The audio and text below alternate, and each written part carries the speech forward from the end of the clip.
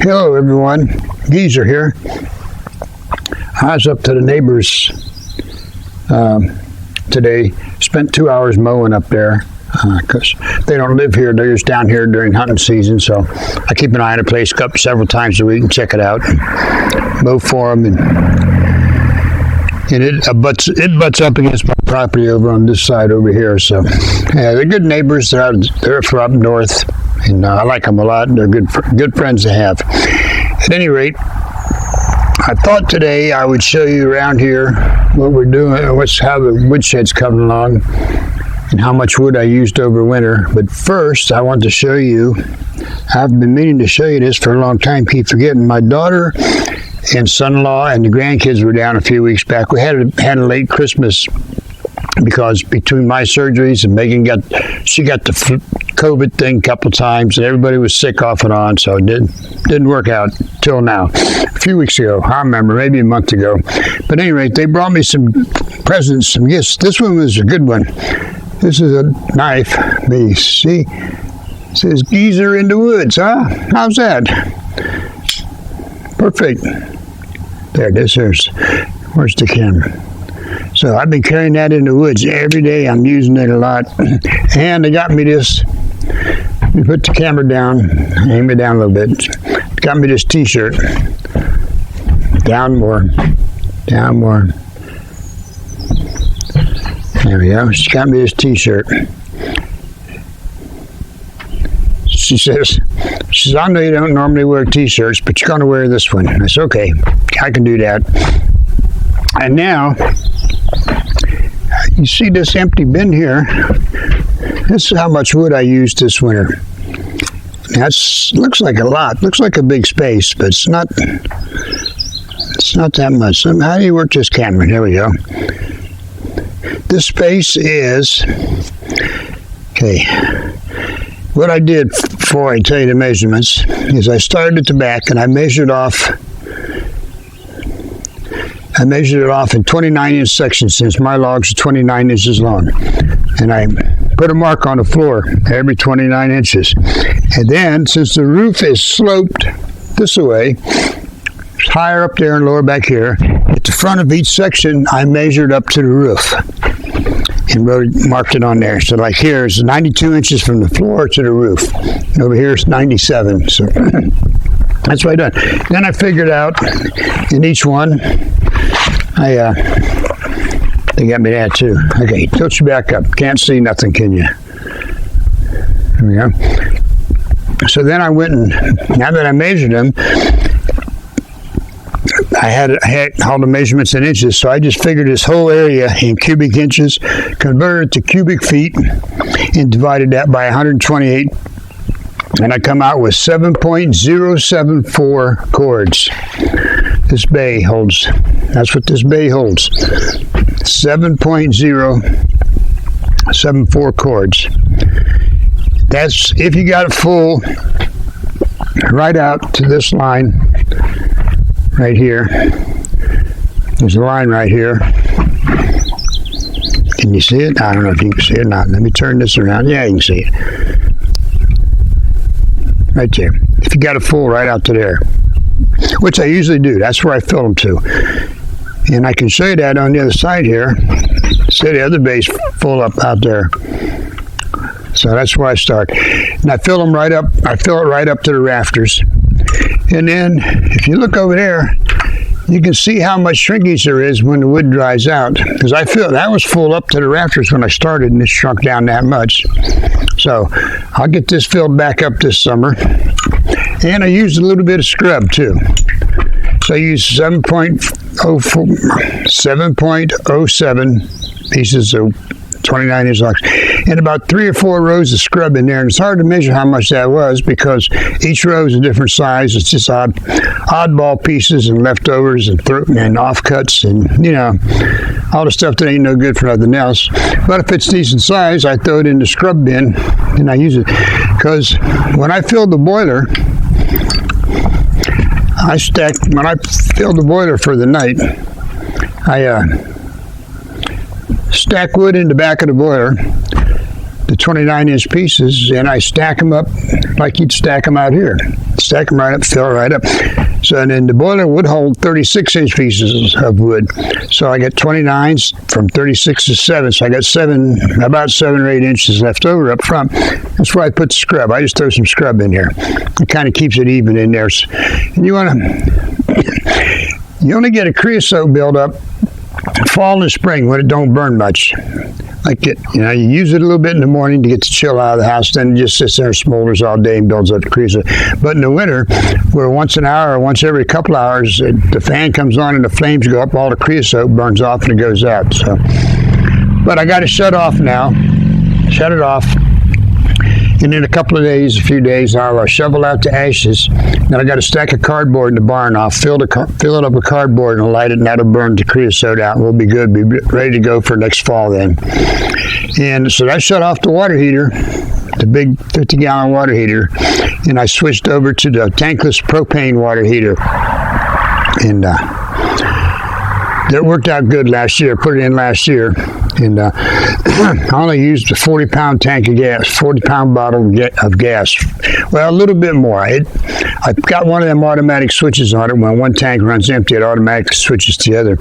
And it did that. It worked fine.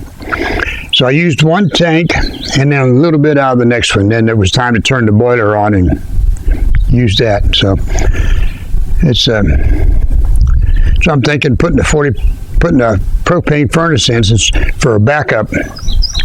I'm wanting backups for everything here.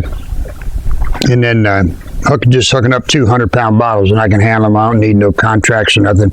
I just go get them filled up when I need propane.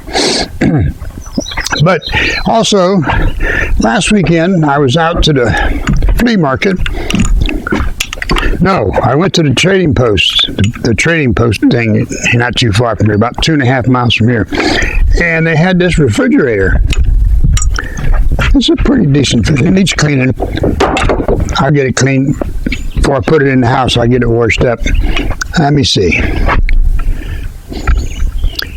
It's a big refrigerator. I haven't noticed the label to see how many cubic foot it is, but it's big. Let me see. What are we doing here? I ain't got a clue. Do you? So I'm about 5'8.5". The refrigerator's about that tall, so it holds a lot. But anyway, they only wanted a little over $100 for it, so I scarfed it up because I got 2 refrigerators running in the house and 2 freezers. And I have a backup freezer sitting in the bedroom doing nothing. Well, it's holding 6 jugs of peanut oil. I got my peanut oil stored in it, but I got it for a backup in case one of the other freezers quits. So now I got no backup refrigerator. Now I do. So I get this cleaned up, put it in the house. It'll be a backup because if they're going to quit, they're going to quit at a time where you can't go get another one. Or the other ones are going to be priced up so much. So I talked to a guy at the flea market that has an appliance repair shop, and I'm going to get a propane stove from him too and keep it for a backup. That's where we're at. Oh, also, one other thing here. I looked today online there, and it said I got 86 subscribers. Well, that's pretty cool. That's about 80 more than I thought I'd ever get. So to those of you that subscribe, thank you very much. I appreciate it. Now, so we're getting some logs out back. Next move I'm going to have to do out in the wood yard, I'm going to have to take old Red out there with the winch and get them logs piled up so I can take some more back there, because my neighbor came over to help me a couple weeks ago now. And we cut down some dead trees up there, big ones. So I got to get them hauled back there. But I got to get room back there before I can haul any more. And then I want to get the splitter, change the oil, get it hauled back there, and that stack of cutoffs I got back there, get them split up because they're in the way for putting logs on the pile. And rather than fight moving a pile to somewhere else, I'll just split them and stack them. And then I'm going to have some more surgery this summer somewhere along the line, so I'm putting them all off. Found 4 new tumors in my bladder yesterday, cancer tumors. Doctor looked at, they're 4, but they're real little. And he says, so I said, so they can wait a while. He said, yeah. He said, they can wait about 3 months. I said, how about November? He said, I don't know about that. So he's thinking August. So we made a deal. We're going to wait and to go back in August, and he's going to scope me and see how they're looking. If they're still real little, he may agree to wait a while. But if not, then we'll have to deal with it. What I'd like to do is get the thoracic surgeon and him, if we could coordinate it, not just go in and spend the night and get one surgery, get the next one and go home. Get them both done at once and be done with it. But we'll just see how it goes. Ain't much I can do about it. And the weather's nice, so this helps. Let's prop that freezer door open. I don't need a bunch of mold starting in there. How'd I do that? I did it like that. There we go. So, maybe you can get another view, get a little better view of that bay over there from over here, huh? There it is. It's about,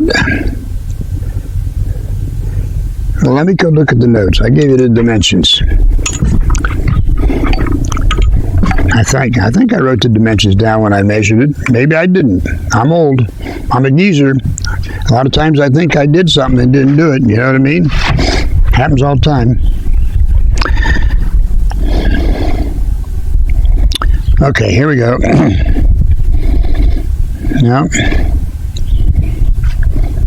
Nope, I didn't write the overall dimensions down. Well, ain't that something? But it's about 8 foot wide, and I forget. Hang on. Okay. Got a tool. It's 8 foot wide and about 14 and a half foot long up to where I marked to where I loaded to. So that's the overall dimensions. And the other thing I want to do this summer is I'm going to put a generator inlet plug on the garage wall there, because I got 3 backup generators now. All of them work. They work good. So I want to start running the generator out here instead of in the garage. Just no particular reason, but this is always sheltered in here, so I can start it up. And people complain to me, you shouldn't run your generator in the garage, blah, blah, blah. But I ain't in the garage when it's running. I'm in the house over yonder. I said, if the mice and the bugs get killed in there from the generator exhaust, I don't care. I just don't. So when I go in to shut it off, I just go in and turn the gas valve off and close the door and go back in the house. Yeah. Then tomorrow I go out and put it away and gas it up and all that. So, but we'll see. We'll see how it goes. But the price of number 6 wire to run 50 amp generator outlet right now is stupidly through the roof. So I got to go to West Union next week. While I'm in there, they got a plumbing and an electrical shop in there. I'm going to stop in and see what their prices are. And I'm also going to ask them if they got any used wire that they want to sell cheap. Sometimes, they get stuff left over, or they might know a contractor that's rewiring someplace, got some scrap. So I only need about 30 feet. Yes. But at any rate, that's where we're at today. I showed you my knife, showed you my shirt. So we're doing good. Told you how much things we got here. And I think we're going to have plenty of wood this year because we got so many blowdowns we ain't even got to yet. It's crazy. But we'll get them when we can. Okay. Until the next time, this will be an extra one, so I'll get this processed and uploaded early. But, my regular new weekly video comes out on Fridays at 6 a.m. 0600 for you guys in the know. Fridays at 0600. But this one will come out as soon as I get it ready, later today or tomorrow. And till the next time, till Friday at 0600, and this is the geezer, a.k.a. the log father, saying see ya.